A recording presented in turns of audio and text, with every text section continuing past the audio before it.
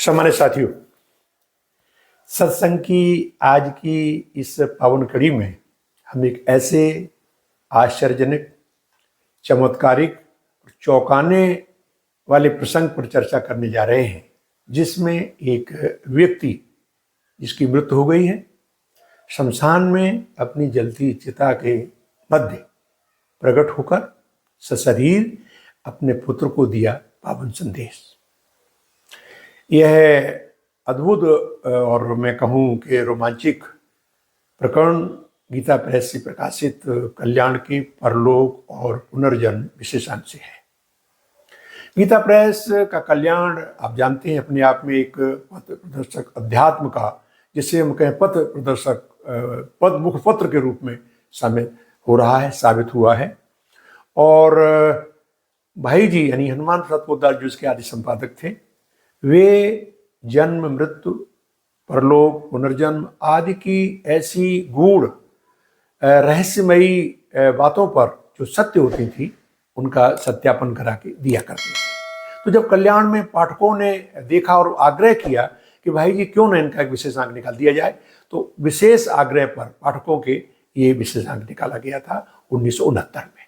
तब से लेकर के पाठकों की मांग से आज 15 से ज़्यादा संस्करण इसके निकल चुके हैं।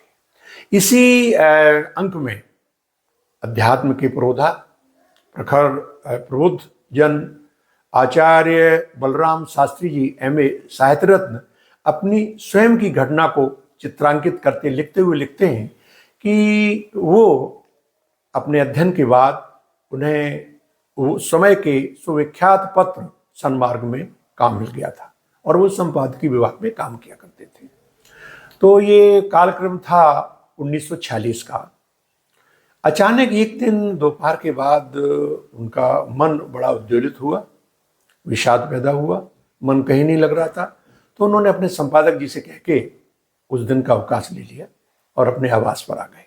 लेकिन वहाँ आकर भी उनकी वेदना, चिंता और ग्लानि समाप्त नहीं हुई। उनको रह रहकर उनके पिता की याद आती थी। उनके पिता चूँकि सुदूर देहात में रहते थे, वहाँ उस समय नत्तार की सुविधा थी, रेलवे स्टेशन पास था, कुछ नहीं था, लेकिन बड़े आध्यात्मिक और मैं कहूँ इस तरह के श्रद्धापरायण व्यक्ति थे। सुबह शाम गायत्री का पाठ करते थे और इन पर विशेष स्नेह रखते थे। तो ये सोचने लगे कि पता नहीं क्यों याद आ रही, चलो हम गांव हो आते हैं।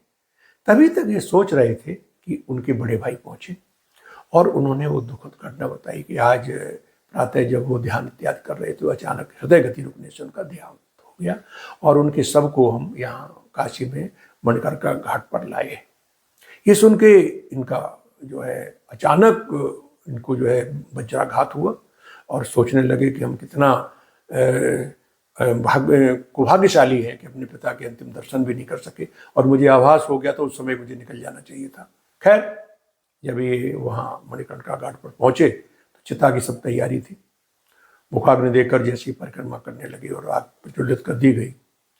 ये चूँकि विषाद में थे, इनको मन में ये थी कि हम पिता के अंतिम दर्शन नहीं कर पाए, तो ये दूर खड़े हो गए किनारे। तो उनको लगा पीछे किसी ने हाथ कर दिया, तो पीछे घूम के देखा, पिताजी सशरीर खड़े और कह रहे बेटा चिंता मत करो, तुम्हें हमें संदेश देना था, मुझे भी इसका अफसोस था, लेकिन विधि की गति को कौन टाल सकता है, कोई नहीं टाल सकता।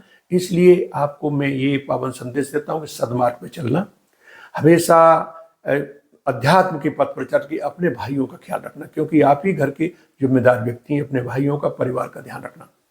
ये कह के वो विलुप्त हो गए। तो इस घटना से मेरी उस समय तत्कालिक जो कल्याण के सह संपादक चिम्मनलाल गोस्वामी जी से भी चर्चा हुई। उन्होंने कई बातें बताई, क्योंकि पहले ये लोग सत्यापित किया करते थे। तो ये इसमें इस तरह की चर्चाएं या इस तरह के प्रसंग हमें अध्यात्म पथ पर प्रबल होने के लिए प्रेरणा देते हैं।